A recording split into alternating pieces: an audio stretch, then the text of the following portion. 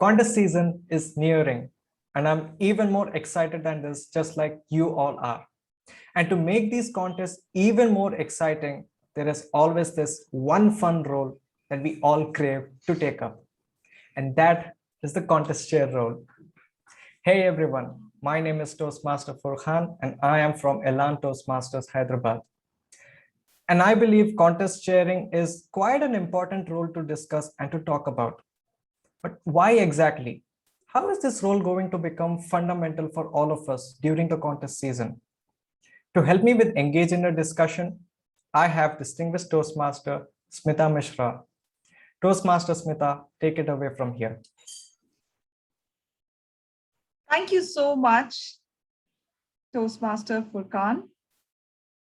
It is always lovely to share a stage with you.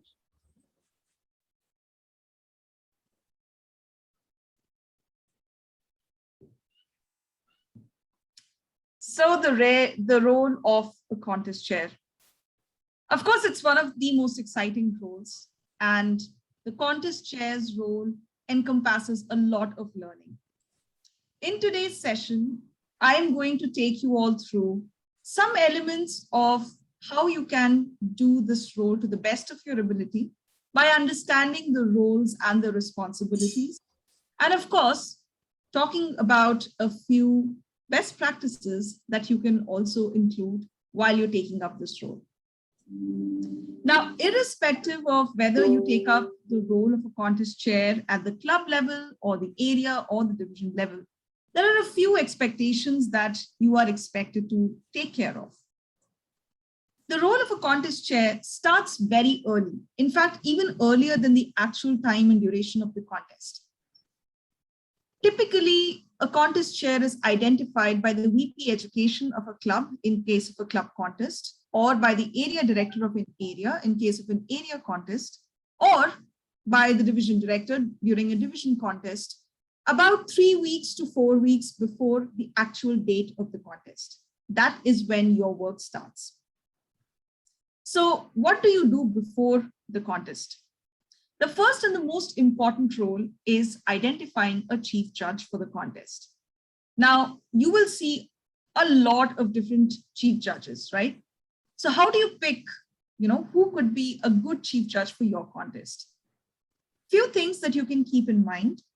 The first one, try to pick somebody who's not doing this role for the first time, because a chief judge role is somebody who understands the contest rule book, who understands the do's and the don'ts of a particular contest format, and somebody who can manage in case there are some issues that arise during the contest, for example, protests or any other eventualities in terms of a speaker dropping or anything can happen, right? So it's always good to pick somebody who is slightly tenured.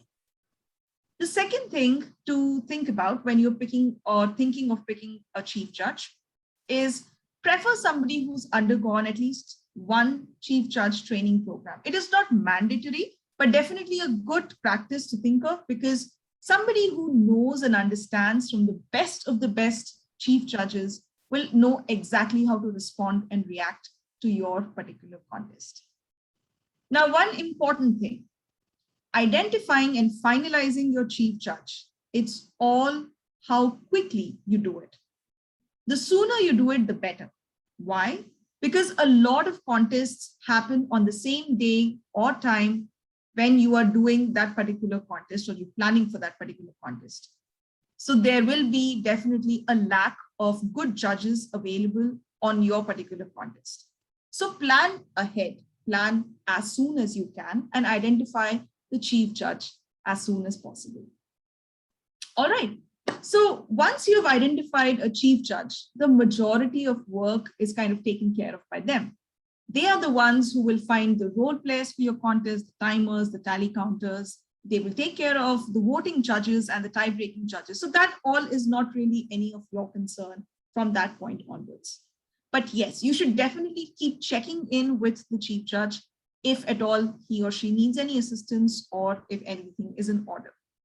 Remember, as the contest chair or the contest master, as some people call it, the entire functioning or execution of the contest is your responsibility. So you have to ensure everything is in place. After, of course, the chief judge is identified and finalized, we now need to focus on who are going to be the contestants and the participants during the contest. Sometimes the VP Education shares the mail which invites nominations or which invites intent to participate from various members of the club. You don't have to worry about that at the area or the division level, obviously, because the club winner or the area winners, they would automatically progress. But at a club level, identify who is going to send out that communication to the club members, whether the VP Education is going to take that or you will. Have a clear deadline of till when are you accepting intent to participate. It could be as simple as somebody just saying, yes, I would like to participate in XYZ contest format. It may also happen that you don't get a lot of contestants in either of the contest format, which is also fine. As long as you have even one contestant, remember the contest has to take place. After you have rolled out this communication, and like I mentioned, giving them a specific deadline, ask for the contestant eligibility form and the contestant bio or the biography form. Those two formats will be available on the District 98 website, where you can just go in and download the entire contest chairs kit. These two forms are very important to share with the contestants and for contestants to fill it and share it back with you before the contest begins.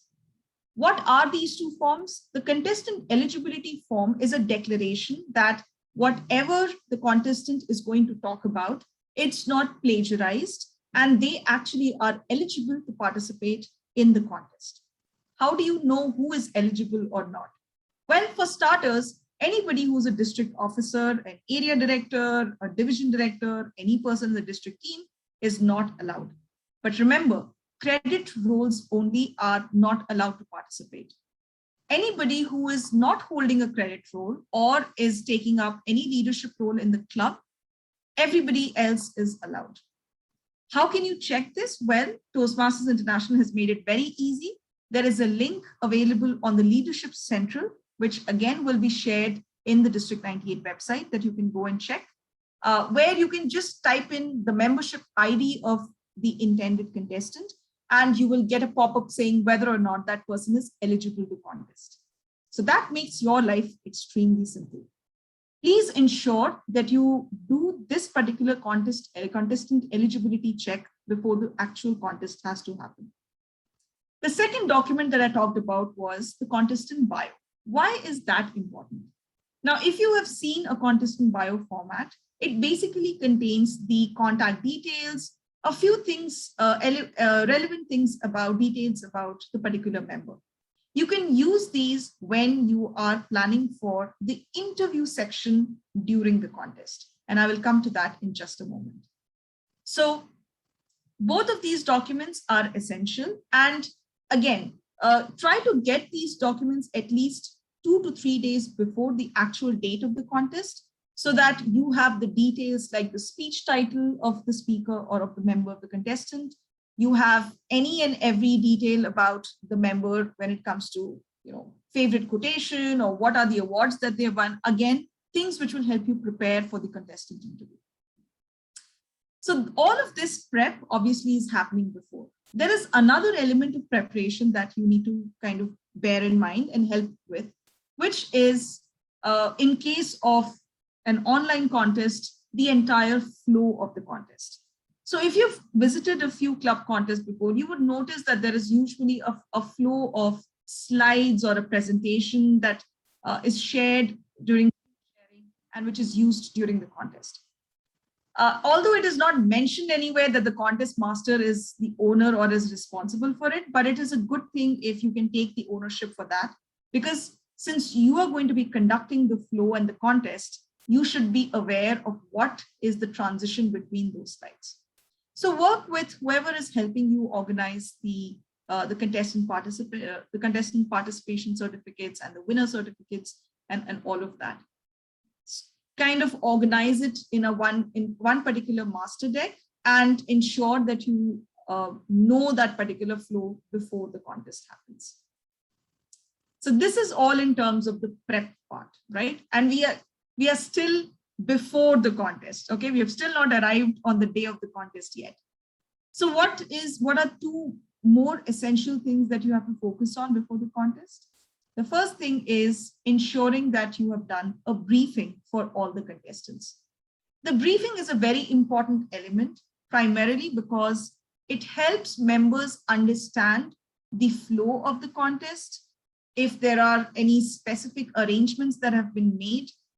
If, for example, there is an evaluation contest, what is going to happen in this particular cycle, then obviously the members would be moved into a breakout room and then one by one they would be brought back. So the briefing helps the contestants understand everything, all elements of the contest, the flow of it, the timing of it, who are going to be the role players, how will they see different cue cards when it comes to timing, etc.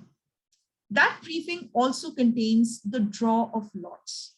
So essentially, if you have 10 members participating in, say, a humorous speech contest, all of them would be drawing lots to determine what order they would be progressing in the contest. And that is something you as a contest master has to ensure happens.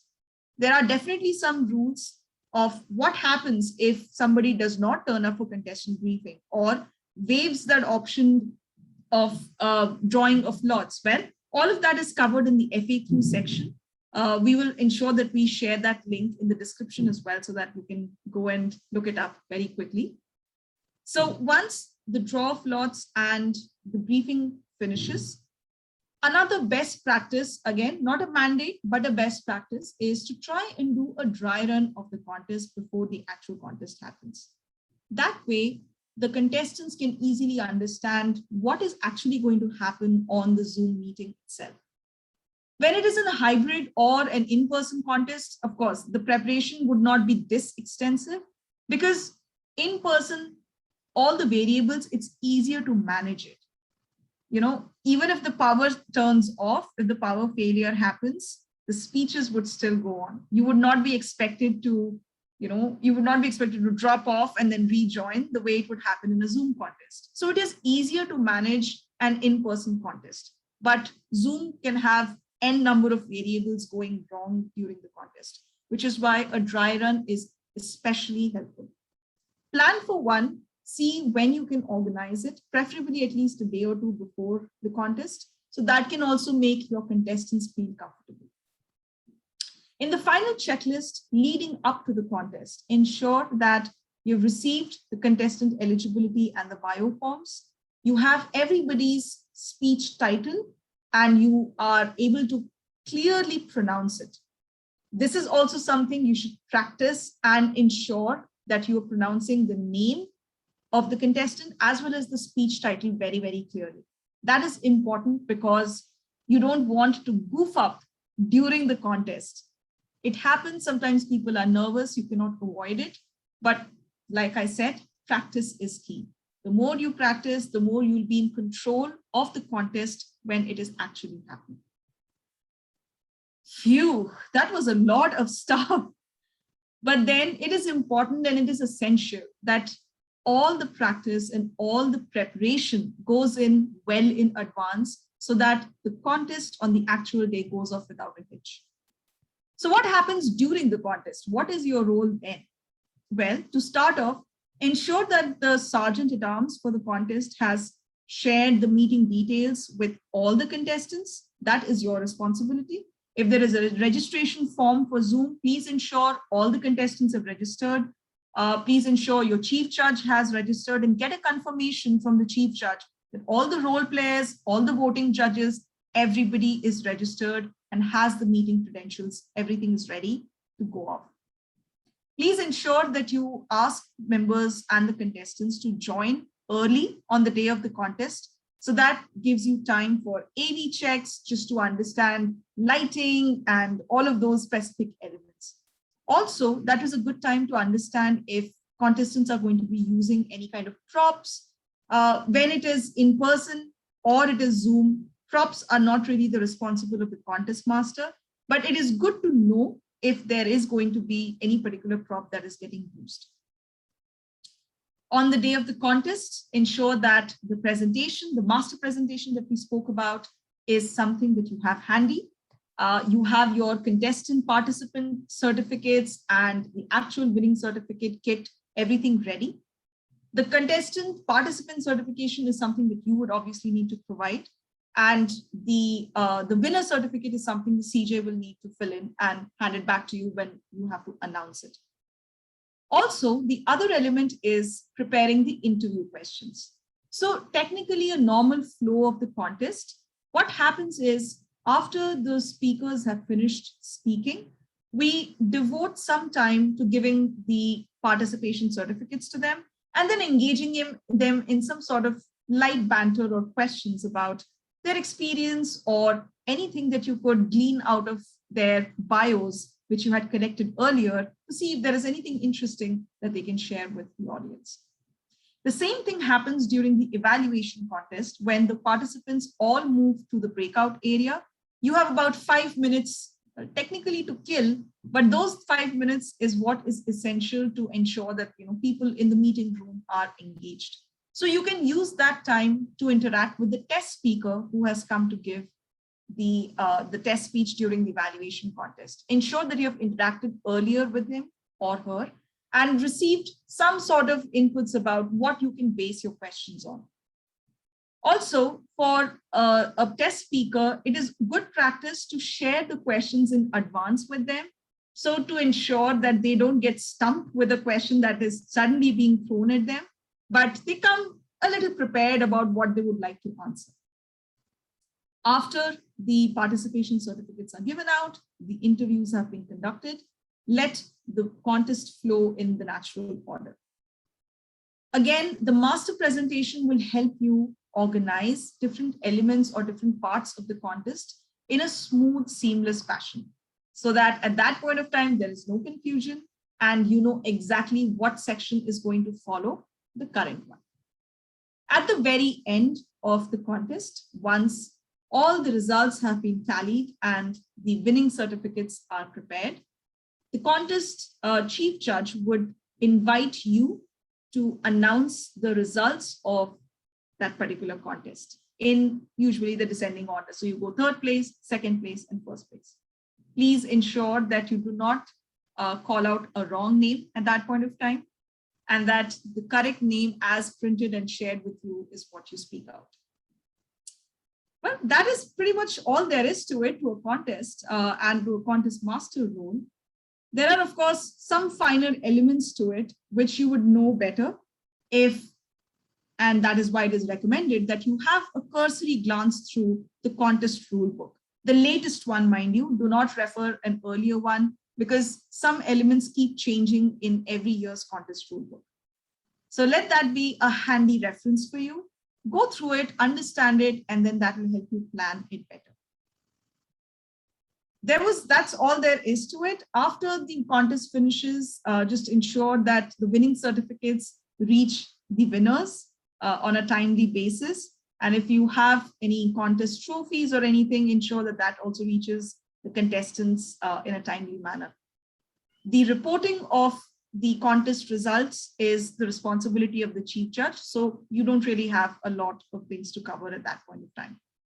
Of course, at the very end of the contest, also do remember to take or to prompt the Sergeant at Arms to take a group picture just to remember the contest and all the memories of it.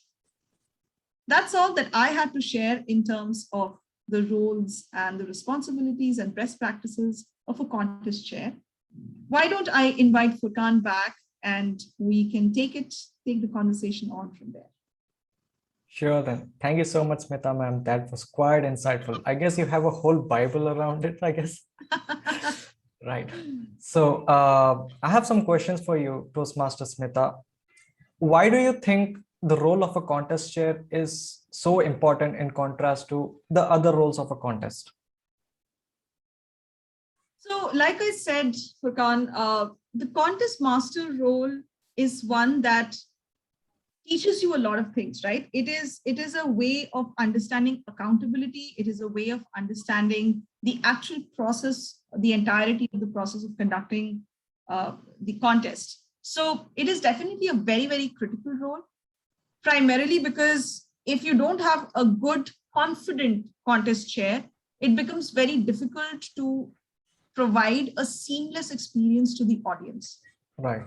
Because, the chief judge, the voting judges, everybody has a very important role to play during the contest, but it is the contest master who is pretty much starting and ending the contest in a particular format. So that's the reason I would say it's a very critical role. Makes sense. So does it really matter for a contest chair to take or seek mentorship before performing the actual contest, even if it is a club level contest? Oh, absolutely. I mean, I would say approach a contest master role the way you would approach any role in Toastmasters. So if you are mentored for the role, learn from people who have already done it and who have done it well, because that will ensure whatever hiccups they have faced, they can enlighten you about it, and you can be better prepared to face those challenges as and when they come.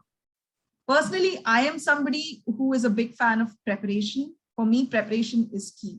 And I get extremely flustered if I don't know, plan A, B, C to a possible situation that can erupt.